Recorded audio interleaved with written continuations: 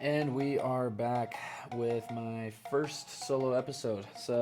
I wanted to do these every now and then just to kind of give you guys a better feel of me, but also to kind of, I guess, really share my experiences and, help you guys the way I can through those because I feel like everybody's going through this weird thing we call life, and other people's experiences or perspective is always valuable. That's why I've kind of started this in the first place. But here we are, episode number 3. Statistically speaking, I think there's close to 2 million podcasts out there. And of those 2 million, only 1.8 million make it past or to the third episode. So we're now in the top 10% of productive podcasts. We'll see if we can make it to the 1%. I think it's 20 episodes. I'll remind you guys when we get there. But today, I really just had advice that I'd give to my younger self. I was thinking about this the other day, and I was just thinking about my journey of like where I started to like where I am now, even within like the last 4 years of me being, I guess, awoken or cognitive of the fact that I have to make my own life and nobody else will make it for me. So throughout the last 4 years, I've learned a ton of lessons. I've lived a lot more life than I did for the other 17 years of my life, and I thought I'd share a couple of those with you guys. I got the Red Bull with me. It is 9:30 on a Saturday, and I'm tired. I golfed this morning, so it took a lot out of me. But cool, let's jump into it. So, care what people think, but don't care enough to please their perspective. What I mean by this, you have to care, at least to a certain extent, what other people think of you. Because if not, you can fall off this like terrible slope of I don't care what anybody says, nobody's advice is valuable to me, blah blah blah blah blah, etc. The flip side of that though is if you care too much, a lot of the times this is where you start almost behaving in a manner that you wouldn't otherwise, which is not true to yourself. And if you're not true to yourself for long enough, your fake self starts to become your real self. And especially, I mean, this is advice I'd give to my younger self, especially when you're in high school or you're young and you're influenceable and not as much as, influential, if you would. So a lot of the times you're taking more influence than you're giving at a young age. And if you're taking all of that influence and you're taking heed to everybody's opinion and you're caring what everybody thinks, this is where a lot of the class clowns come from in high school. In reality, sometimes those people don't even feel like that is in accordance with what they actually feel, believe, or think they should act like. But they get validation from other people immediately for acting like that, and then that becomes like their new persona. Even if it doesn't become your new persona, a lot of the times people will act a certain way around certain people, and if you do that for a prolonged period of time, your real self will come out eventually. When it does, everybody's now going to think that real self is you acting out in a different manner, and then you're going to rebel, and people are going to call you fake, and people are not going to believe or trust anything you say. So, care what people think, but don't care to the extent that you change yourself, because at the end of the day, if you care that much, um, you are in control of your own life. But if you care that much, it ends up being the audience controlling the puppet on stage, which is your results and your actions, instead of the puppeteer controlling the puppet for the audience, which is your actual self. But point number 2, allow yourself to fail. I was watching a podcast with Chris Williamson and C-Bum. If you guys know who C-Bum is, Christopher Bumstead, 4-time Mr. Olympia, has all the accolades in the bodybuilding world anybody could literally ever dream of. And he was just talking about failure and how it's shaped him, how it's molded him. I think bodybuilding is a really good like analogy or straight across relation to life. Sorry, Red Bull's talking to me now. Uh, so allow yourself to fail. He was talking about how failure at one point in his career was something that he had almost expected to happen. And he talked about this is the negative side of it. I'll get to the positive side in a second. But he talked about how his expectation of failure had almost been used as like a blanket to comfort him whenever he did fail. The expectation to fail makes it easier to grieve whenever it does happen. And I feel like a lot of the world lives like this. The flip side of this, or I mean, the next step, almost a caveat to it, a lot of people are so scared to fail that they never actually even try or put in enough effort to succeed. That way, whenever they fail, they're like, I didn't even try that hard, or I didn't even try. Like, I mean, I didn't even try at all. So it's almost like a self fulfilling prophecy. Whenever you look at failure through that lens, but I kind of wanted to challenge you guys to look at failure through a different lens, where as long as you're doing everything you can to succeed, failure is actually a success. What I mean by that is if you're chasing this big goal or if you're on this journey of self development and you fail, I'm going to use the marathon that I'm training for right now as an example. If I have a 15-mile run tomorrow, which I do, I go out there and I only run 14.9 miles and I fail. But both of my legs cramped. I drank all the water I was supposed to, had all the carb intake. I ate correct that day. I got enough sleep the day before. But my body, let's say I pass out, for example. Let's say I pass out and I get to 14.9 miles and I don't complete it. I would view that as a success because I took all of the necessary steps to get to said outcome. And a lot of the times, the outcome isn't the actual result, it's the process, it's the person you become during it. So, I would invite you guys to fail more often. Give yourself the chance, and don't give yourself the chance to fail through not trying hard enough or not trying at all. Give yourself the chance to fail, but succeed along the way by becoming the person that you wanted to become or taking all the actionable, measurable steps to get to the goal. Whether or not you achieve the goal, don't look at it as a failure as long as you succeeded in all of the little things that you thought it would take. Number three, hang out with the right crowd. A lot of this is kind of directed towards my high school self, honestly. Especially, I mean, even now, a lot of the people in my age group are in college, so I feel like this is very applicable for somebody at my age. Hang out with the right crowd. First off, I want to kind of start by saying the right crowd doesn't always have an easy barrier to entry. It doesn't. It's not always accessible easily. I think of, the bad kids in high school, the ones that don't show up to class, they do bad things, go party every weekend, whatever it is. A lot of the times, those people are really easy to get in contact with. Like they're really easy to become friends with because they have really low standards. And you could use this as dating life as well. It's like everybody has these super low standards when you're not in the right crowd, and it's really easy to feel accepted. And a lot of the times, humans just want to feel accepted or feel like they're part of a group. And I've learned this through the job that I do. Culture creates everything because people want to feel like they're belonged, like they have some sort of belonging with the group. And I feel like naturally, at a young age, you feel the belonging, you kind of feel like, these probably aren't the people that I want to hang out with or I should be hanging out with, but I belong. But they're easy to hang out with. But they don't judge me negatively. They don't criticize me. And a lot of the times you need the group of friends that will criticize you, will, in a positive manner, will criticize you, will challenge your beliefs, and will push you a little bit further. So I feel like a lot of people just fall victim to hanging out with the wrong crowd because it's easy. Hanging out with the right crowd is everything. Somebody used to tell me all the time in high school, birds of the same feather flock together. And I never really understood what they meant, and I never really cared what they meant either because I was like, no, these are my friends. These aren't bad people, blah, blah, blah. And then I get out of that friend group, I hang out with new people, my life starts to change drastically. My happiness improves, my health improves, my financials improve. And it's like, you look back on it and you're like, man, those people did actually know what they were talking about, at least to a certain extent. And I think it's crucial at like a young age to hang out with the right people.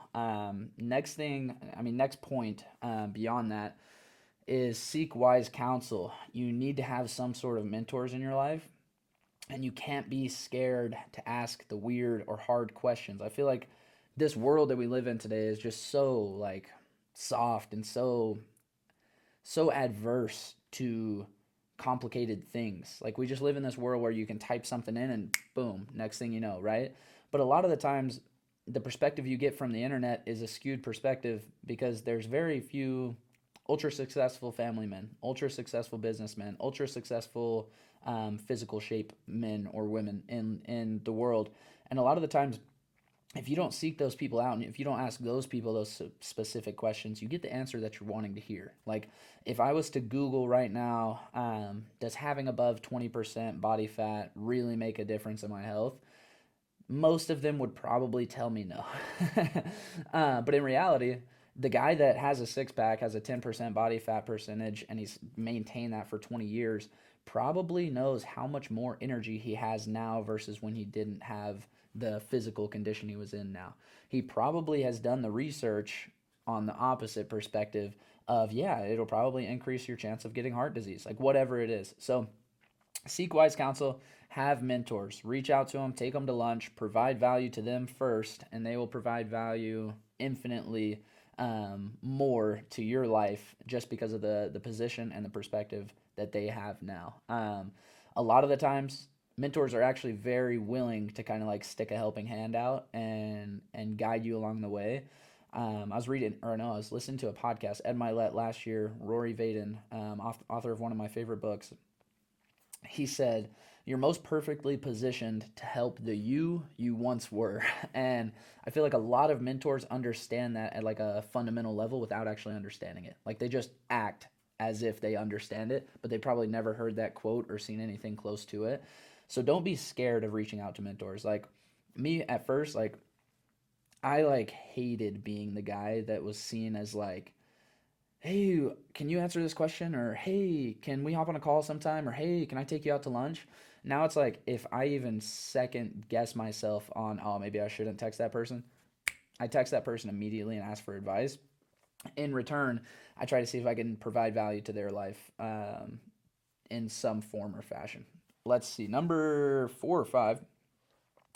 Question everything, understand success.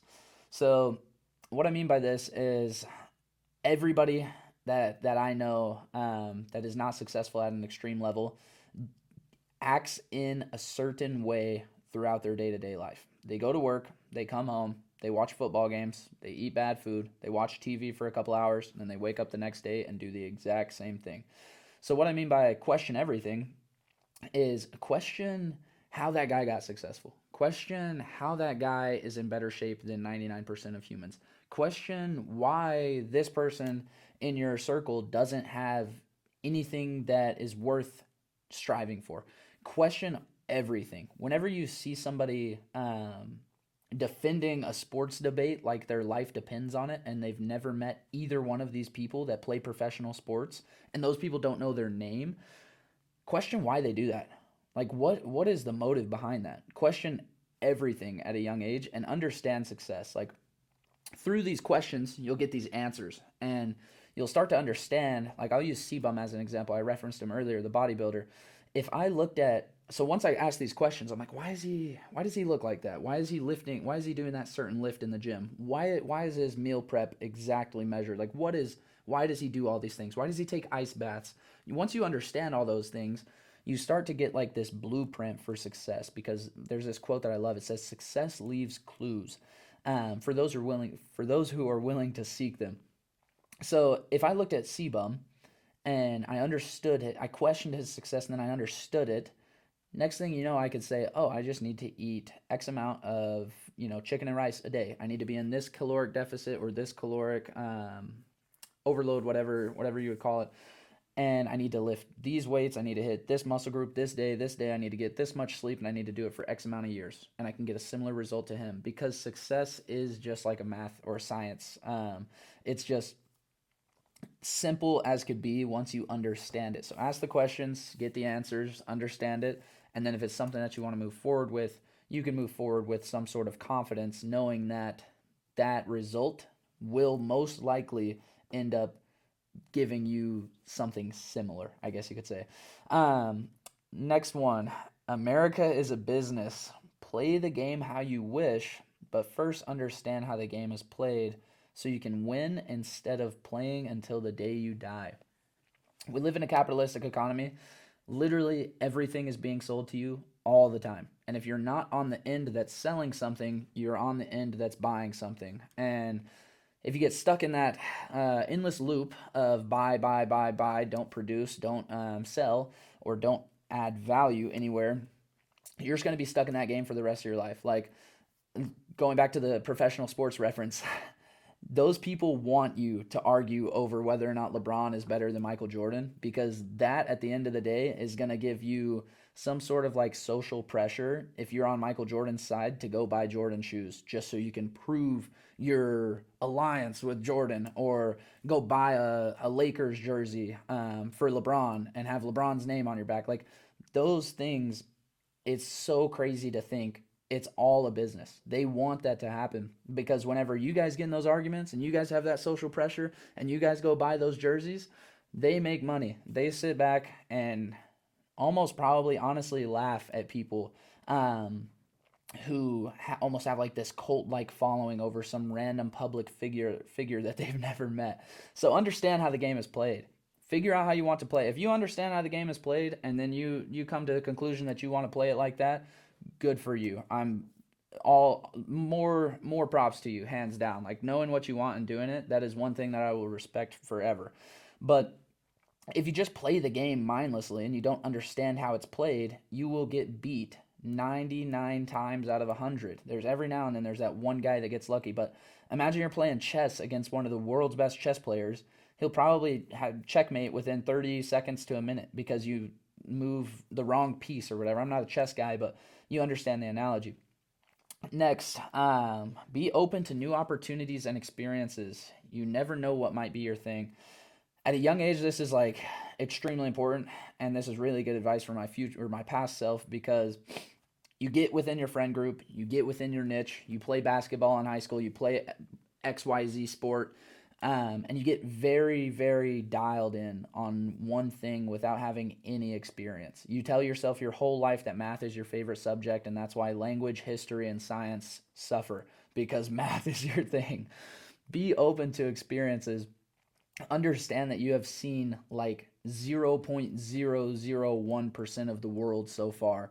You have to travel, you have to have experience, you have to read books, you have to watch podcasts. Be open to other perspectives. I think most of my life I was very, very close minded. If, like I said, somebody in high school told me birds of the same feather flock together, I'd be like, no, you don't even know what you're talking about. But imagine if I was open minded sooner. I probably would have made more friends, made more connections, kind of figured out who I actually really like to hang out with, instead of just being like, this is the one group I've hung out with forever. They're my ride or dies. And I'm in high school. I'm probably not friends with half of those people anymore because we've all grown apart. So be open to experiences. You never know, like, what thing that you experience or enjoy or find might just like completely relight this passion within you that takes you to the next level, or even the highest, the pinnacle of something, right? So read books, take from other people's experience, other people's knowledge, and be open to things, because I swear you can find, you can experience, you can test out 100 things, and then on your 101st thing that you try out or try to experience newly for the first time could be it, and that could be the one thing that made all those other 100 worth going through. I worked in the oil field. I tried real estate. I tried investing in stocks. Like, I tried wholesaling, you name it. I even looked up drop shipping or Amazon FBA. And I finally found real estate investing and just knew that that was going to be my thing. Like, everything that I learned about it, pulled from other people's experiences, I just knew if I took it and ran with it and did it for 10 or 15 years, kind of how I said, understand success. Once I understood it, I saw the science, or the proof of progress, or the hints that success leaves behind. And I understood if I just take this and run with it, I can get similar results in 5, 10, 15 years. And I can be the person who changes my family's financial position forever. I can be the person who creates generational wealth. And if I would have never picked up books on stocks, or listened to videos on stocks, or got my real estate license as an agent, like, a lot of this stuff would have never came to fruition. So be open to experiences and new opportunities. Next point, work out mentally and physically. So I kind of touched on why you should work out mentally. One, if you're not making progress, you're dying. If you're moving backwards, you are moving towards a very slow, painful death. Always, always, always make progress, especially mentally. Like, nothing hurts more than getting enough knowledge to know that you need more and not getting more knowledge. So, and that's where most people in this world are. Most people have enough knowledge to know investing is what I should do. Most people have enough knowledge to know I should go to the gym. I should go on a run. I should text these people that I haven't talked to in a while because I miss them, but they don't do it. So don't learn just enough to know enough and then not act on it. Continuously learn and continuously improve. And then physically, this one's honestly should be pretty simple and pretty straightforward. But if you're in better physical shape, you will be better in your mental shape as well. Like working out has done nothing but help me the last couple years or the last 4 years of my life. I got really serious in the gym. I got to where my bench, deadlift, squat total was almost 1,200, and I really got obsessed with like this ability to get better every day. Like I could be making no progress anywhere else. This is why I like the gym or running so much. I could be making no progress anywhere else. I could be putting all of my effort everywhere else, making no progress, feeling like I'm failing. Then I go to the gym and it's just one of those things where it's a direct input to output, lead measure to lag measure. It's just you go lift weights and you eat correct and you will get results no matter what. So, in the ups and downs that we go through in life, a lot of the times the gym can be that stable middle ground as long as you're consistent with it. On top of that, obviously, you're going to have more energy. You're going to feel better. You're going to be more healthy for longer. You could possibly prolong your life. If you're not going to the gym, if you're in bad shape, you're probably shaving years off of your life. And nobody wants to do that if they're constantly improving because they want to see how long they can take it. Next point, though, understand a lot of today's push on depression and anxiety is avoidable. So, this one might be controversial. I might catch some flack for this, but I don't think depression and anxiety, for the most part, are seriously, seriously real. I think they can be if you let them take control of you. But a lot of the times, people don't have the chemical imbalances in their brain that people are talking about. And a lot of this stuff, like this anxiety and this depression, can be worked out with no drugs or medication. Me personally, speaking from experience, I used to get so anxious, and this was as I was not being like the best guy. This was as in my head, I was like, I wonder what this person's thinking about me. I wonder what that person's thinking about me. Oh, I might not have been the best person to that person over there. So I hope they're not looking at me. As I would walk into places, I would get so anxious that I would just start like sweating uncontrollably for no reason. I don't think I've told very many people this, but like I would go to church in high school and see all these people that maybe I wasn't being the best person to, and I would get so anxious just by the thought that they were like looking at me that I would be sweating in church in like this is this is funny, the analogy. I've never really looked at it from this perspective, but I think there's like a joke or a funny analogy. It's like sweating like a whore in church. That was me. I was uncomfortable and I would get anxious thinking about like, oh, what do they think of me or what's gonna happen from this or that, and I was like anticipating confrontation, and working through that, becoming a better human, knowing that I'm doing everything I can to make sure situations are in the positive light and not a negative. I've lost literally all of that anxiety. I can stand in front of a group of 250 people today. I don't even know how many were at the last like event that I spoke at, but there was probably 300 people in that room. Maybe I'm a terrible judge of population in that room, but I didn't sweat at all, and it probably was 75 degrees in there. I wasn't even anxious. I was excited to be there because I felt like I had done the things that allowed me to be on that stage and give to those people. So, a lot of times, anxiety comes from two things: one, not doing everything you know you should, right? And two, anticipating the result that will come from you not doing everything you should. So, I think anxiety is pretty workable. Sometimes, people do have conditions or whatever that make them anxious naturally, and I understand that. But a lot of today's like false like propaganda, I would almost call it, around anxiety, can literally just be worked through by yourself. Like David Goggins talks about it all the time. You got to get in the dark, man. You got to talk to the inner demons. Like you have to confront them to work through them, and it's hard and it's tough, and that's why a lot of people lean towards, oh, I'm clinically this, I'm clinically that, I'm taking pills for this. The doctor told me this, that, this, that. At the end of the day, I understand America's a business, and doctors are selling you something. So don't be that susceptible to anything that somebody tells you, and actually try to work through it yourself. I think the same is to be said with depression. I'm not a doctor. Don't try to come after me or roast me for this, but I've been depressed as well. We all have. Every human has. It's a feeling. It's an emotion that we all feel, but that's the difference. I've been in like states of depression during high school. Don't get me wrong, and it's been months long, maybe a year long, whatever. But I've gotten to the point where I feel depressed. I'm not depressed. I am not actually depressed, but I might feel depressed for a certain period of time, or an hour, a day, maybe even a whole week, whatever it is. But I've understood that a lot of the times depression is something that you can literally just work through. Like if you're depressed because you're fat, eat better, get in the gym. Problem solved. If you're depressed because you feel stupid, read a book. Problem solved. Watch a podcast. Problem solved. So a lot of the times, are you depressed because you feel like you're not worthy of being in a good relationship? Do the things that are eating at your brain and making you depressed to make yourself feel like you're valuable enough to be in a good relationship.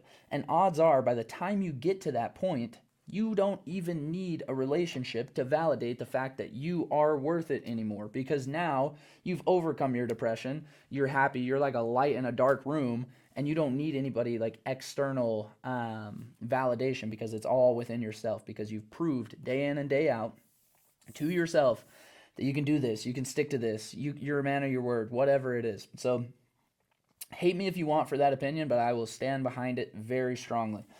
Next thing, don't get overly attached to the result, rather the steps taken to get those results. I touched on this a little bit earlier, and I don't want to sound like a broken record, but a lot of the times, whenever I'm feeling anxious or depressed, it's because I know I'm not doing the things that I know I should be doing, right? I get just to that point where I know enough to know that I need to know more, and then I don't try to know more, or I don't try to become more.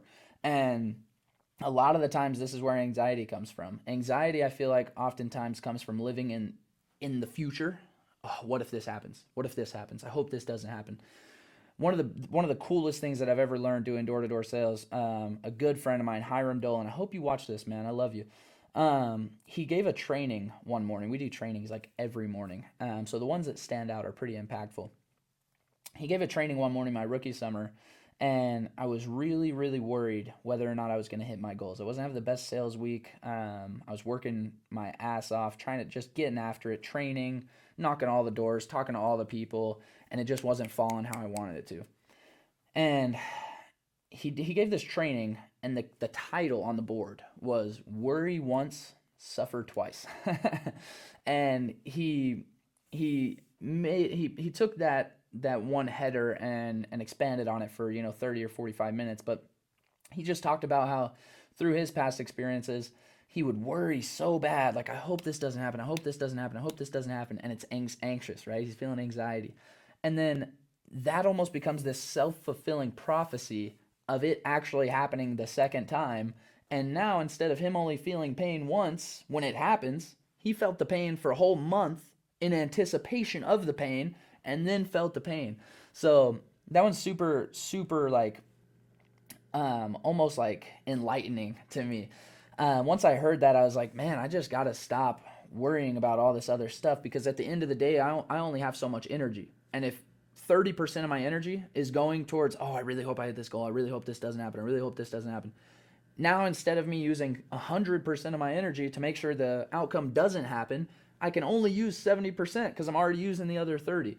So get attached to what brings you the result, not the result itself, because a lot of the times the result can bring the anxiety or You can start to think, oh, remember that one time and depression comes from the past.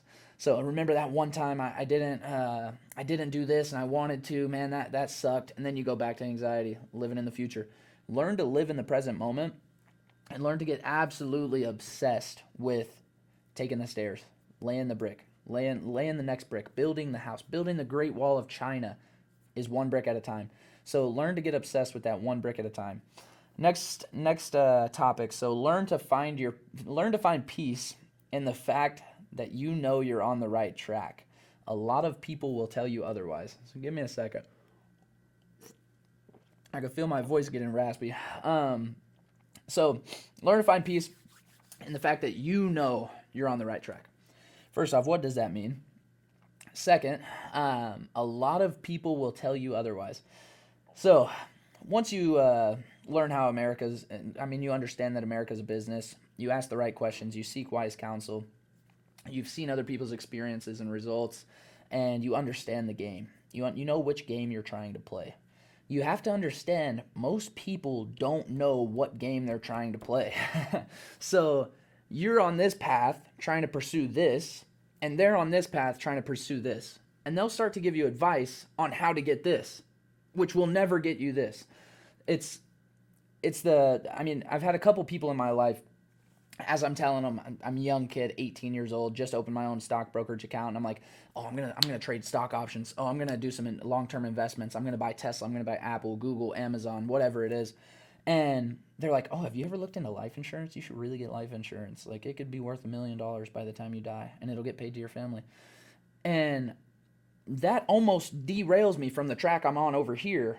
But then I look into it a little bit, and I'm like, wait, whoa, time out. Let me go back to this, because this will make me a millionaire by 25. And even, that life insurance isn't terrible. Don't get me wrong. That probably wasn't even as bad of an example as I should have given. For me personally, I'm not saying everybody in the world should not go to college, but for me personally, it was college. My parents, and I have very, very understanding parents. When I told them I was going to drop out, my mom said, are you sure you want to do this? Yes. Cool. Let's sit down and talk about it.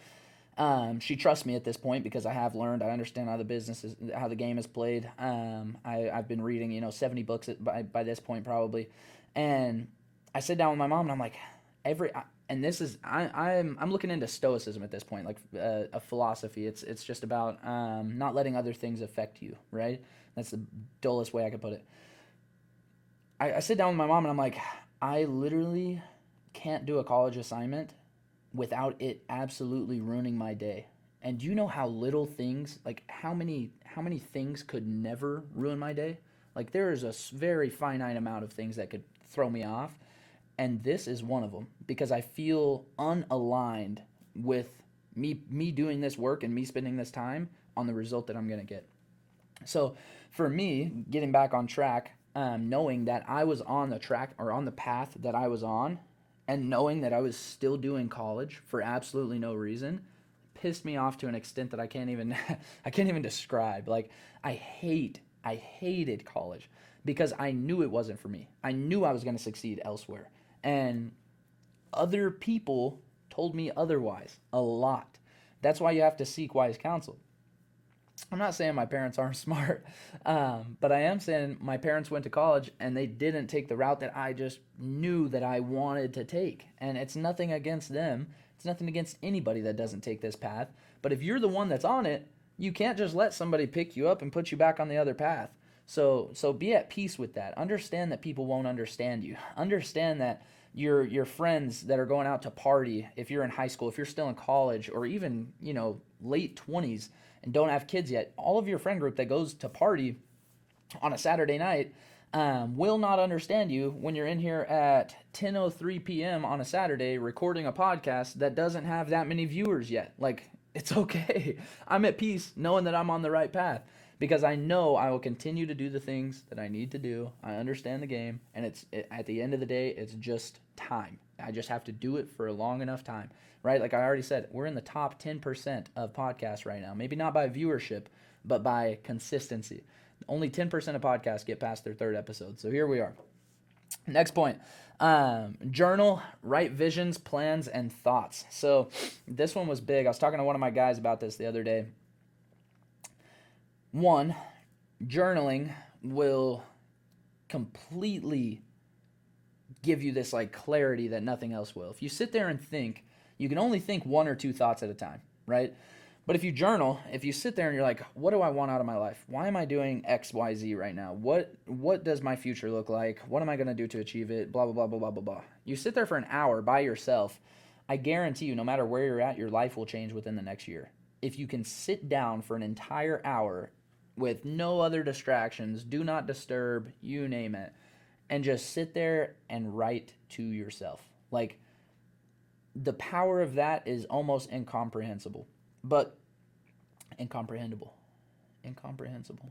One of the two. You understand what I'm trying to say. We're all human. Write visions, plans, and thoughts. So I already touched on the writing thoughts. Kind of broke down a little bit of the plans, but have a vision. Learn how to be a visual person. Learn how to be somebody that has vision. Steve Jobs is often quoted or acknowledged for his ability to have vision. He came in and absolutely changed the game. Everybody thought he was crazy, but he knew he was on the right path and he didn't let other people tell him otherwise, right? So for you to stick to this path, a lot of the times, if you don't have vision, real easy for somebody to just pick you up, pluck you out of it, put you back in college. And this is for my example. I'm not hating on anybody. Pluck you back out of it, put you back in college, tell you to go get your accounting degree or a business degree that doesn't help you understand business. And next thing you know, you're living a life that you don't really want to live because you didn't have a strong enough vision. So the importance of journaling or writing visions is literally crucial to you living the life that you want to live, because there's going to be bumps along the road. This path is a lot less paved, right? This path that everybody else knows is it's like a 6-lane highway. You'll have traffic on it. There's a ton of people taking that path, but it's super smooth. And if you just pay your tolls, you're good. This path is like trying to go mudding in a Toyota Corolla. Like, it's not the easiest thing in the world to do. And sometimes you're probably going to have to drive off the path to get around a massive boulder that nobody has moved yet because nobody drives on it to get back on the path. And you have to have a vision. You have to know that that path leads to the Great Wall of China, a massive mansion, whatever it is. It has to have some sort of significance. So having a vision is super important. Next thing, create more than you consume. So we're in this world of like social media and scroll. We have, if understand how the game is played. If we want social media to be a productive tool, first we have to take note of what the algorithm is feeding us, right?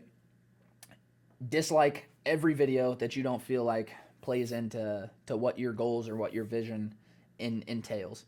But second, you have to understand, if you're not creating content, you are consuming content. And I mean, there's two sides of this coin. If you use your algorithm positively, you consume good content and it gives to you, right? My algorithm is nothing but business advice, life advice, gym stuff, etc. Cool cars, because I want cool cars. But before I kind of like found this vision, found this path, my algorithm was anything and everything you could ever imagine. Random, stupid videos that provide no value to me, right? So first side of the coin, consume things that are valuable. Second side of the coin, create more than you consume. Because if you just consume, even if it is valuable knowledge, you never create, you never put it into play, you never get any results from it. And if you never create at all, and this is another thing, if you create not at all, but if you create so little that you don't get time to practice it, business is just like a sport. Instagram Reels is just like a sport. Like, if you talk to Gary Vee or whoever your favorite influencer is, I guarantee they understand that if they post a picture with a reel on one little swipe away, that it will get more clicks. And if they can get more clicks, more people share it to X, Y, and Z, their family members, they get more likes. The Instagram algorithm goes crazy. They get more followers. They get more clicks on their ads. They sell more products. They learn how to make their products more profitable in terms of margins. They make more money. They understand that. It's just like a game. It's like, if I'm talking basketball, I understand if I set a pick and then pick and roll and I get it to him down low off the pick and roll and then he kicks out for the three-pointer that's wide open, my statistics on that guy, probably my best shooter because he's in that spot that we have practiced thousands of times. The statistics are my best shooter on that team is probably going to make that shot. Even if he doesn't, he had the best chance, right? So if you just consume all this knowledge and you don't put it into play and actually take action on it, you will never give yourself the best chance. So with that being said, we'll move to the next point. Self-talk matters, and oftentimes we are our own worst critic. So especially starting off in this journey of like entrepreneurship or self-development, a lot of the times like I get this feeling of like, instead of telling myself, oh, I'm doing good, I'm doing better than most people, I just kind of tell myself, oh, dude, I'm not, why did I not do better? I expected more of myself. And a lot of that becomes very downward spiral-ish. It's very unrewarding whenever you work super, super hard and you get a certain result and you're like, man, I could have done better. And you look back on all these things, and it's good to look back and review and try to make improvements, but it's terrible to look back and review and tear yourself down because you missed those things at the time. Now you understand that you should have done them because you have more experience and more knowledge to pull from, but back then it's like you were doing the best that you could do. So self-talk is a super important, like I would honestly say one of my favorite habits or things that I've picked up in the past couple years is like self-affirmations. A lot of people think this is corny or stupid, but pretty much every multimillionaire that I've ever talked to or somebody that's done something absolutely extraordinary with their life has done visualization activities and has written self-affirmations. And very little people that I've met that haven't done much with their life do these things. So you could call me crazy if you want to, but I'm just understanding how the game works. Success is leaving clues, and I'm picking them up and I'm putting them into action. So self-talk, I do affirmations all the time. I love myself. I'm capable. I'm a great leader. I'm a great salesman. I'm going to go sell whatever it is in your life. For me, I do door-to-door sales, so it's like I'm going to go sell 8 accounts today. Or it's I'm going to make X amount of money this year. Or I'm going to become an amazing family person. Like whatever it is, I am blank. I am blank. And I think that's helped me a ton to move or shift from the, oh man, I should have done that different. Even if I'm getting good results, I still sit there and I will still hate on myself. And this might be something I'm cursed with, but it's something I'm working on. And I feel like anybody that's achieving things at like a high level deals with this problem almost, or reoccurring thing where it's like, man, I'm not doing enough. I'm not doing this right. I'm not doing this right. Give yourself credit where credit is due and quit trying to tear yourself apart for no reason. Like and I mean, high achievers are always like optimizing for outcomes too, right? And if you're trying to optimize yourself for outcomes, you would probably take a step back and be like, does negative self-talk optimize me for outcomes? Oh, no? Cool. I need to switch that. So be very cautious of how you think, because what you say to yourself matters more than anything else. Because once you realize you're on this path and you're in it's self-development, blah, blah, blah, blah, blah, you start to care less about people's opinions and you start to care more about your own. So if you're constantly feeding yourself a bad opinion, that's whenever you start to feel a little bit more anxious, a little bit more depressed, whatever it is. So self-talk can help with those two things too. Self-prescribed medicine. Next point, save more than you spend, always. Never invest in something you don't understand. If you don't understand it, invest in yourself first. So modern day society, everybody spends more than they save. I was victim to this at one point as well. And because of that, the results of, the way I chose to spend my money or the habits that I had financially reflected in my net worth. I remember one time I made $280 in a night, or in a day 2 night. And I took that $280 and immediately went and bought Gucci flip-flops that were $280. It was all the money I had. I was in high school, don't get me wrong, so, I still live with my parents and everything, didn't really have any bills or anything like that. But all the money I had, I spent on shoes. I got those shoes, I wore them like 3 times, and I was like, dude, these aren't even cool, I don't even like these. And that's whenever something kind of started to click, never really clicked too much. And then I get out to where I'm working this oil field job, COVID hits, I can't go to school anymore, I'm junior year, like 17 and a half. Yeah, 17 and a half.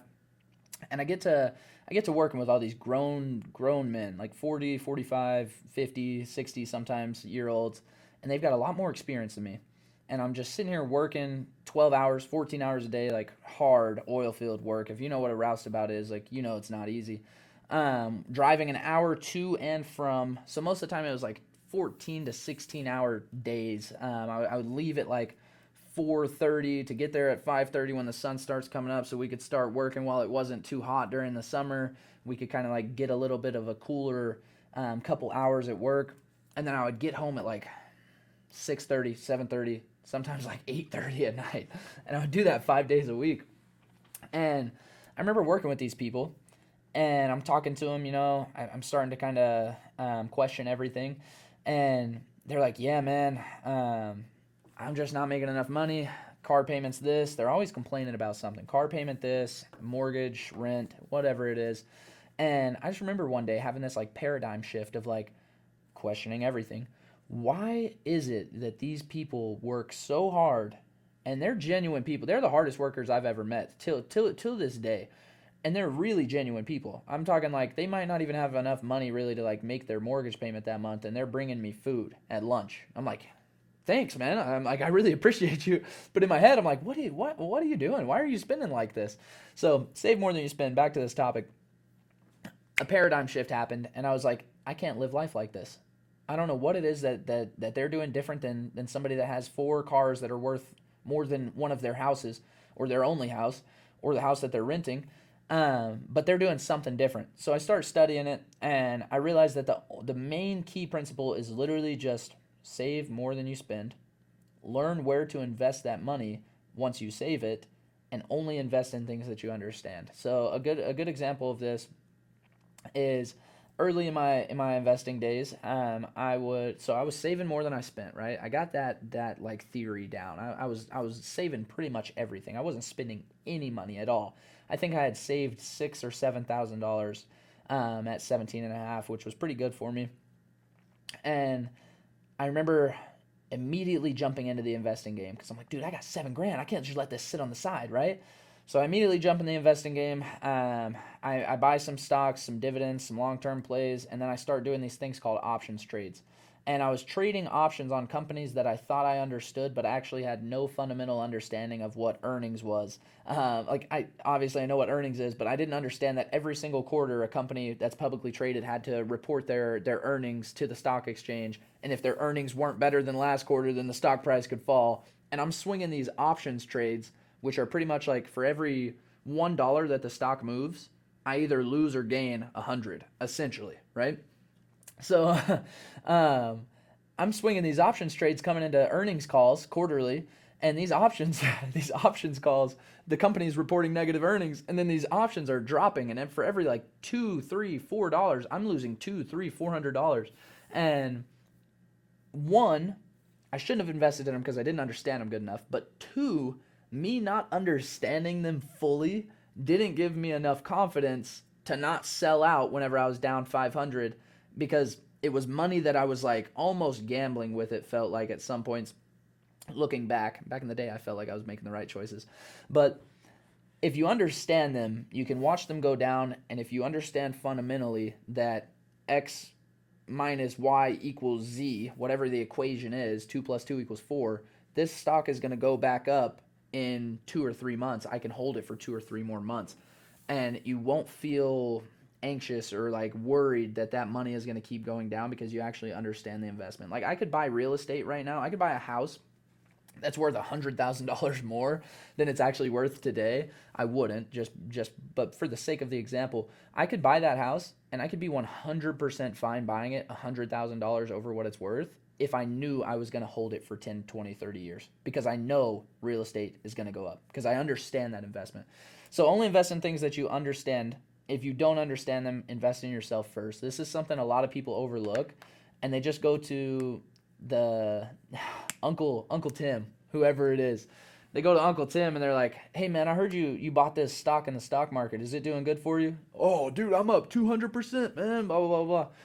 Then you go buy that stock. You have no clue what the fundamentals are, how it works. You lose 10 grand and now you hate your Uncle Tim. So instead, take that 10 grand, Invest in books, courses, mentorships, whatever it is. Go to a couple networking events. Like that's probably the coolest thing I've ever done in the past couple of years is like going to networking events and just talking, chopping it up with Pace Morby or um, Dan Fleischman, really good, or Sam Taggart. Before I even knew who he was, he's like a legend in the door-to-door sales space. Before I even knew who he was, I was hanging out with him, chopping it up. So go to networking events, invest in yourself, and then your investments typically will take care of themselves, if that makes sense. Sorry if that was a long-winded answer to this question. Um, but cool. Last one. Or not last one. Next one. Learn to effectively communicate. This is a skill that will literally make you or lose you millions of dollars over your life. And I remember seeing this video a couple years back. It said, I can't remember who said it. It's very good though. They said, if you're making $50,000 a year right now and your goal is to make $1 million a year, your not knowing of whatever it is costing you $950,000 a year. Your not knowing how to effectively communicate will cost you millions of dollars over your life. Get really good at communication. Understand why tonality is important. Understand why speed is important. Understand how to maximize, minimize things. Understand when you should break eye contact, when you should smile, how to effectively connect with somebody, right? And one of my favorite books, I talk about it all the time, is How to Win Friends and Influence People. Understand that humans' favorite word is their own name. So you should call them by their own name every time you see them. The little principles of effectively communicating and building relationships will literally, if you're subpar and average at everything else in life, make you successful if you can do that one thing at a high level. So learn to effectively communicate. Who cares about all the bullshit slang that's used now? Who cares about whether or not you'll be perceived as a certain thing in high school, cool or not, if you pronunciate your words the right way, or if you speak more intellectually than other people? Learn how to effectively communicate and relay messages. Learn how to speak with intensity or passion. Next thing, oh dude, this one's so good. You guys ready for this one? Your first 100K will feel nearly impossible. The next come way easier. So I love this example, and I've never told anybody like publicly of this example. I told my mom that I would make 100K for 3 years. The year I was 18, the year I was 19, and the year I was 20. The year I was 17, I thought that I could like be on pace, like make 10K a month essentially. I didn't have like the whole year of like my idea or vision of I need to make 100K a year, but I thought I could make like 10K a month as I was 17. So technically, I still thought I could make like 100 grand on pace, right, for the months that were still left of that year.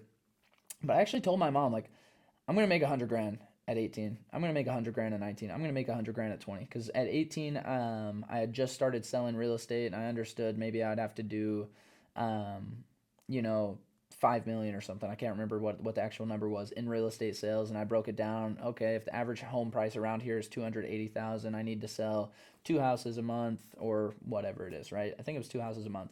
And I wrote all of it on paper, and I sealed them up in little envelopes because I wasn't going to touch them or look at them again until I had done it. And I even remember posting a picture on my Instagram that with a certain song, and I was like, next time I post a picture with this song, I will have made 100K this year. And I was so dead set on the $100,000 benchmark for years, 3 years, and I failed every year. 18 years old, I probably made 10 grand, I think. I'm actually trying to think of my tax return. I think it was 10 or 12 grand. At 19, I think I made 10 or 12 grand. I'm trying to think. Yeah, probably right around maybe 20K at 19 from start to finish as a 19-year-old.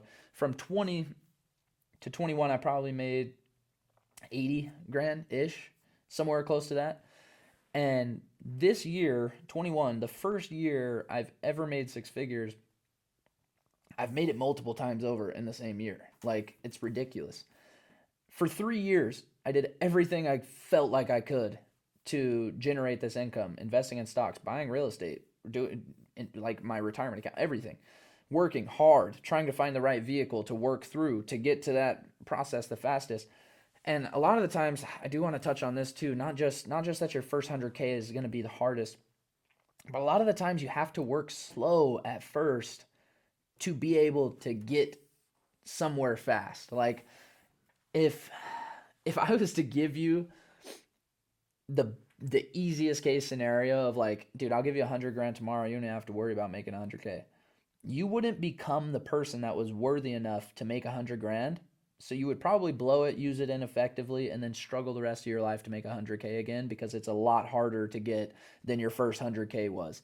Instead of it being the opposite of I'm going to work towards this 6 figure mark because this is the mark that's glorified for whatever reason. I'm going to work towards this mark and I'm going to become the person that's deserving of it. I'm going to do the things that I know I'm supposed to do. And by the time I get it, I will then use it as a resource to multiply it and get my next 2, 3, 4 million, whatever it is, because I now understand what it takes to get it. And since I've went through the process and I've learned from my own mistakes, my next couple will be a lot easier.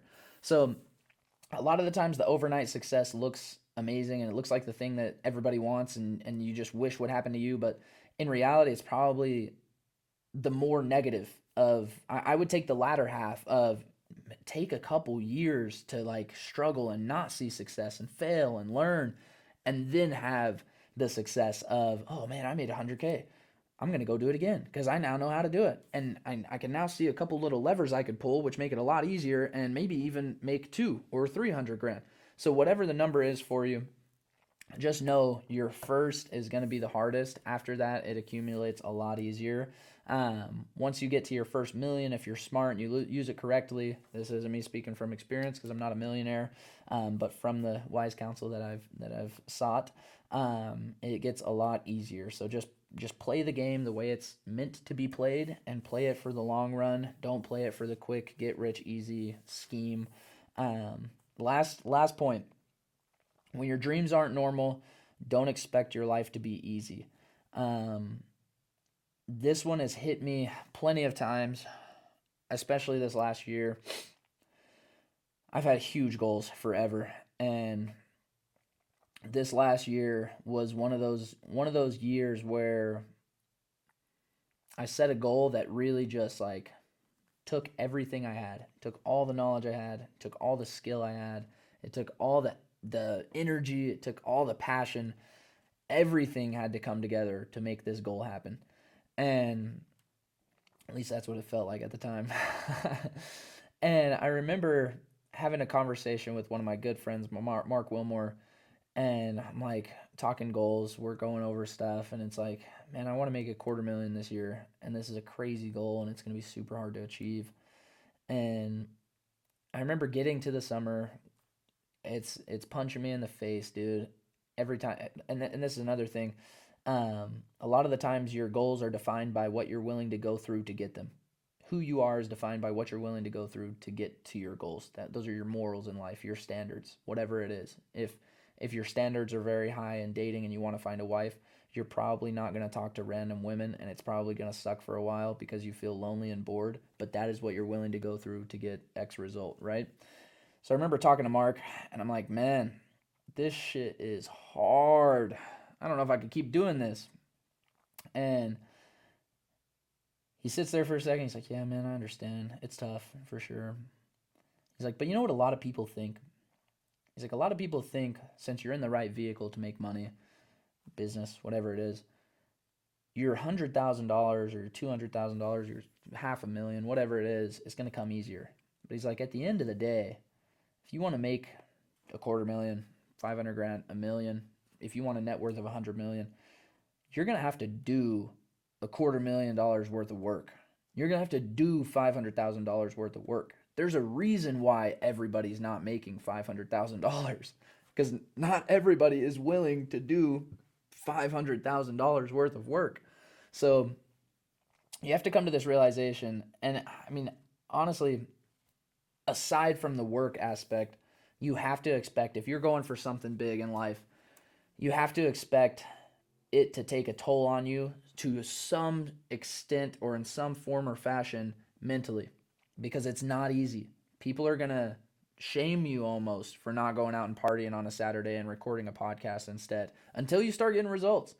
And then, whenever you think it's all going to start getting easier, they start to pull back from their shaming of you, and they're like trying to find another angle to get at you, where it's like, oh, this is that way because he does too much of this, or he's out of balance, or this is happening, or he got lucky. And mentally, if you let it, it will take a toll on you. But if you don't, and you see that as almost a benefit, it will bring you back to reality of, if your dreams aren't normal, don't expect your life to be either. So just to wrap it all up, thank you guys for listening to this. This is just a random little segment that I wanted to throw in. I want to do these every now and then, take from my life experience. Maybe we'll do a Q&A or something like that at some point. But just don't expect this path to be easy. If this is the path that you're on, it's going to be hard. There's going to be days where you want to quit. There's going to be days where you are absolutely stretched thin and you don't even want to answer a 3-letter text, texting somebody back the word yes, like whatever it is. You're going to be drained, and you should, because if you're never drained, you're never making progress. And this is what honestly upsets me so much about today's culture. People look at people will listen to this whole podcast, everything that's positive, and then they will hear my last thing, and they'll hear that I'm talking about it in a little bit of like a negative connotation, just for you guys' perspective to understand it thoroughly, even though I view it positively.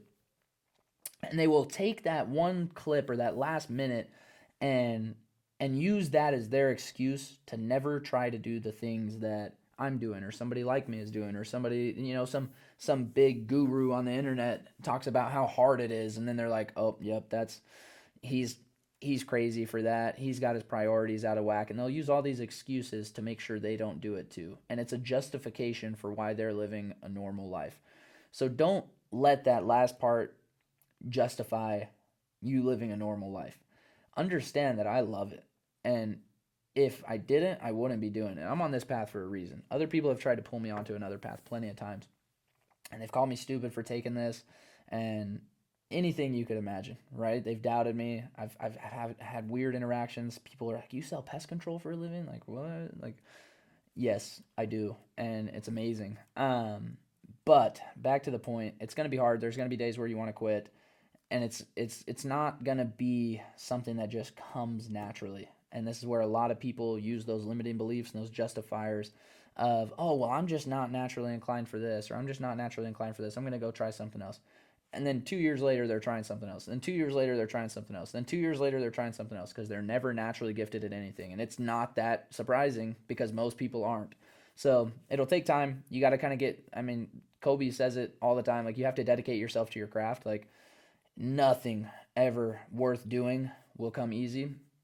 So know that it's absolutely hard. It's absolutely not fun to change your circle, to get around the right people, to understand the game, to learn instead of hang out. Like, all these things are sacrifices, but understand they're sacrifices for the greater good. They're they're hard, but they're always worth it. Other than that, though, thanks for tuning in. Episode 3 is completed.